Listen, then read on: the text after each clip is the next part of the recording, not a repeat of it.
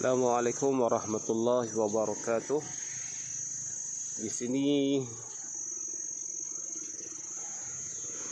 ada sedikit penerangan berkaitan dengan tata cara untuk masuk ke sekolah, yang mana pintu utama untuk masuk ialah melalui pintu pagar Ibnu Sina. Itu melalui pintu pagar Ibnu Sina. Sama ada pelajar yang menunggang motosikal ataupun yang menaiki kereta bersama dengan waris, diminta untuk melalui pagar di hadapan Ibnu Sina. Okey, saya nak menerangkan sikit bagaimana tata caranya. Selepas sahaja pelajar yang menaiki motosikal masuk ke kawasan sekolah, diminta untuk parking di garaj seperti biasa. Seterusnya anak-anak pelajar akan bergerak dari pintu pagar Ibnu Sina ke tempat pendaftaran dan pemeriksaan suhu badan mengikut kelas masing-masing. Bagi kelas Ibnu Sina, tempat pemeriksaan suhu adalah di kaki 5 berhadapan dengan tangga untuk naik ke blok Ibnu Sina.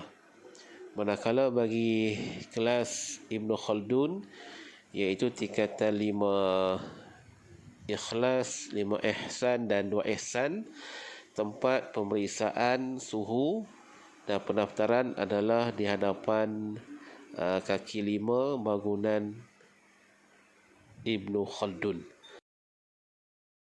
Seterusnya berkaitan dengan plan kelas untuk memudahkan anak-anak pelajar, iaitu bermula daripada blok Ibnu Sina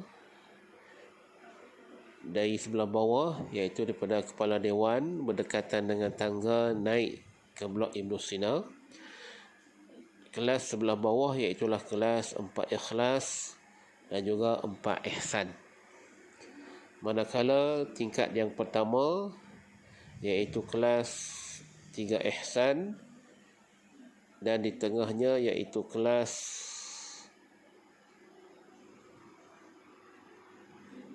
1 Ihsan dan di sebelah tepi iaitu kelas 1 Ikram, di sebelah tangga turun ataupun tangga keluar.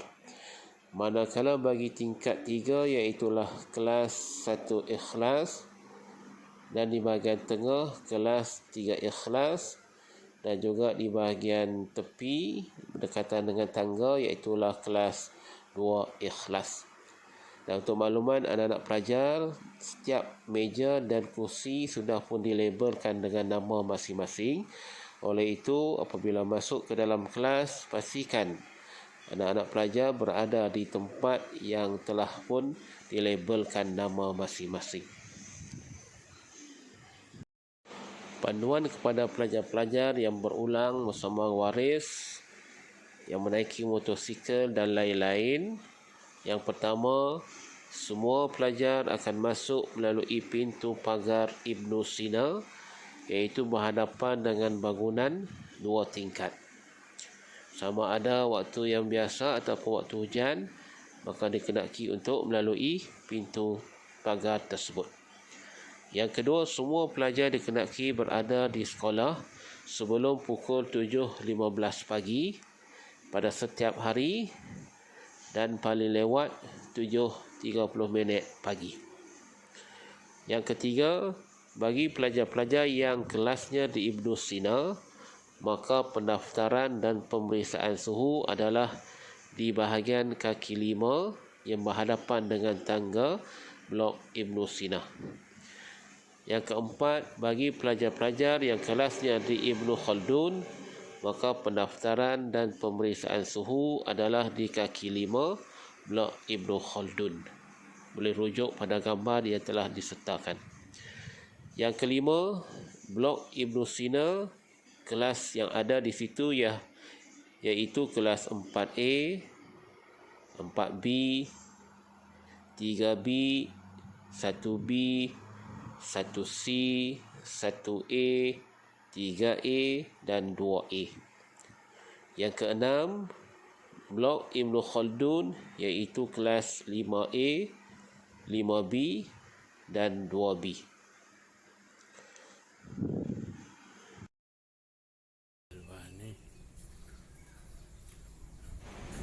Seterusnya, apabila pelajar-pelajar hendak keluar ataupun hendak pulang ke rumah, dikenaki untuk keluar melalui pintu pagar bersebelahan dengan tandas. Kemudian boleh turun melalui laluan ke kantin.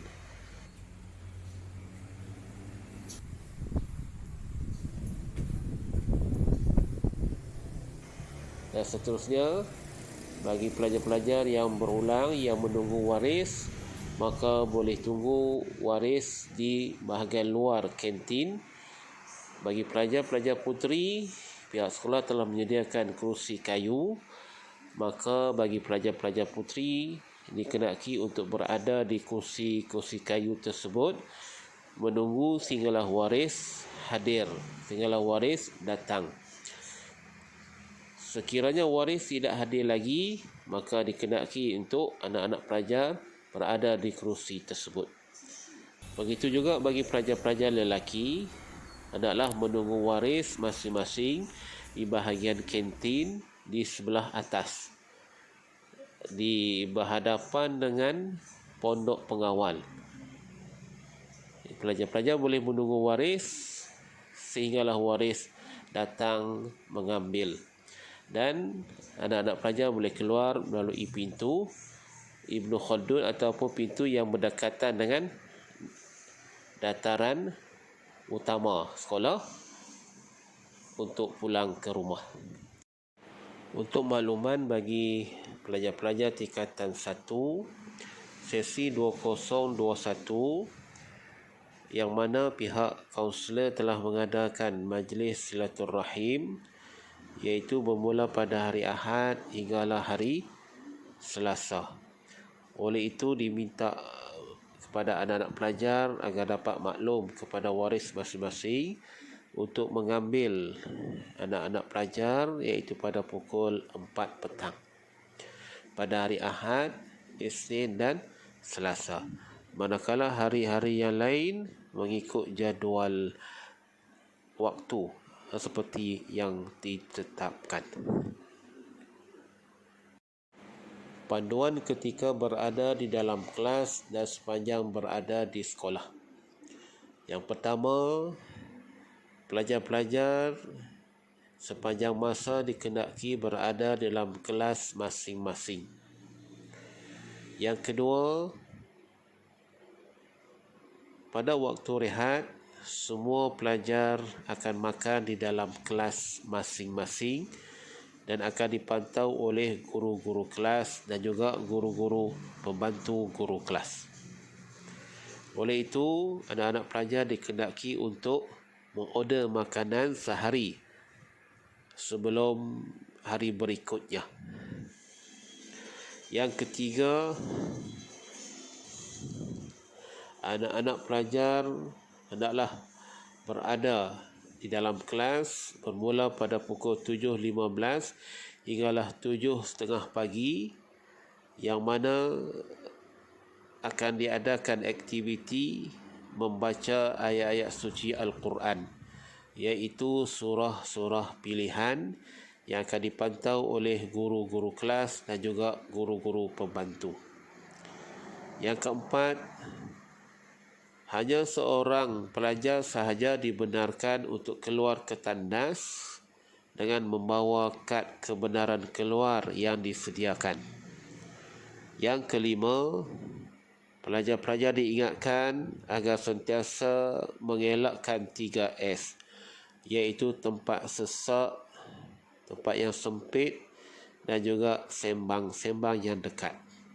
Dan dikenaki mengamalkan 3W, iaitu wash, sentiasa membasuh tangan, wear, iaitu memakai mask sekiranya ada yang bergejala, dan juga one, iaitu peringatan daripada Kementerian Kesihatan. Yang keenam, pelajar-pelajar dikenaki sentiasa mematuhi arahan-arahan semasa yang dikeluarkan oleh pihak sekolah dan juga sentiasa mematuhi SOP yang telah ditetapkan. 7. Hanya pelajar-pelajar yang sihat sahaja dibenarkan untuk datang ke sekolah.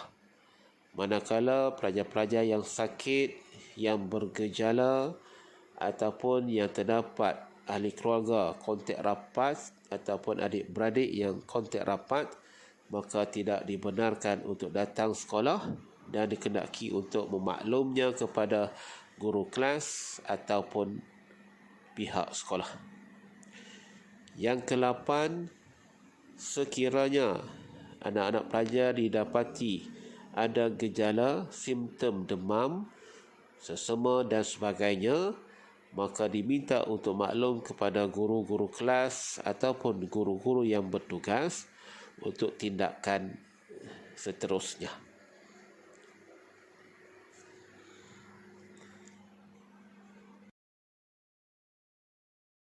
Panduan semasa pelajar-pelajar pulang ke rumah ataupun asrama.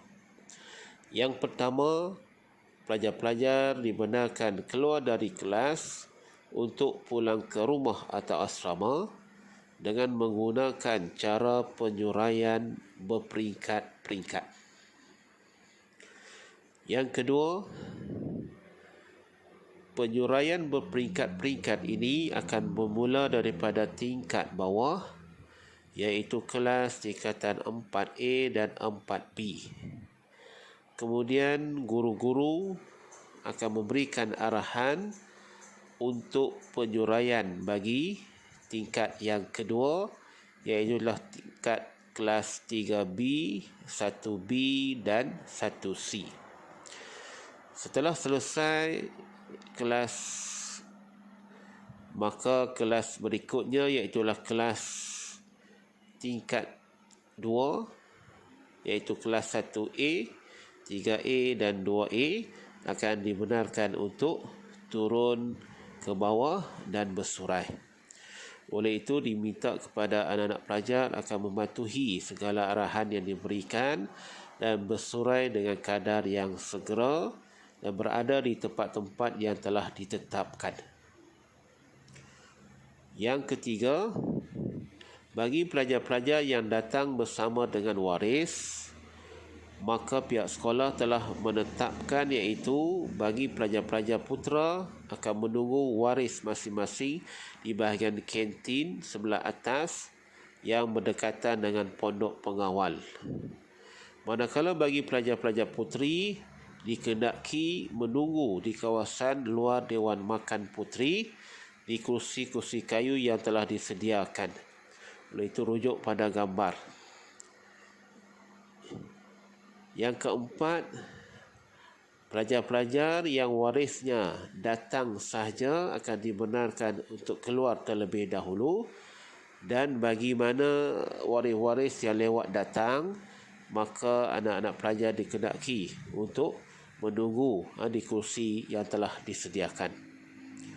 Yang kelima, bagi anak-anak pelajar asrama setelah turun daripada kelas, maka dikehendaki untuk berada di Dewan Makan untuk makan tengah hari.